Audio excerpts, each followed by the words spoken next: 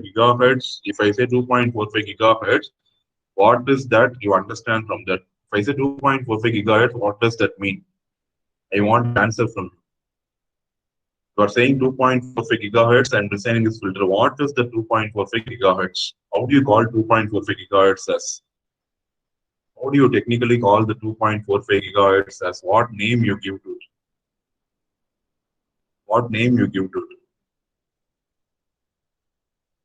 I want some answer in the chat box. What name you give to the 2.45 gigahertz? Frequency, yes, of course, frequency. That has a special name. So you type something in your mobile phone and you're connected to a Wi-Fi hotspot.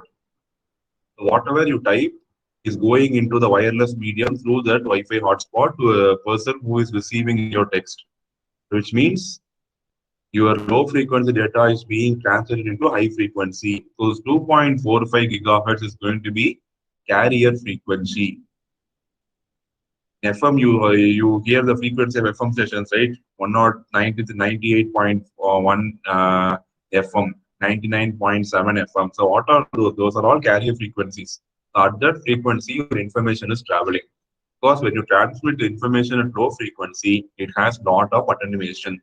Only when you translate your frequency and send the data at a very high frequency, you can ensure that the data is received and the data is going to have very limited number of errors. Okay, so that is what I want to say.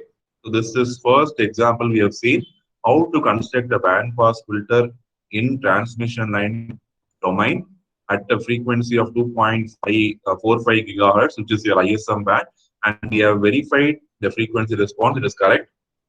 We have given an input sine wave, we have given a noisy input sine wave, and we have filtered the signal and we have seen the output. We have seen the time domain response, we have seen the frequency domain response. Both we have seen. So this is the first example I wanted you to show.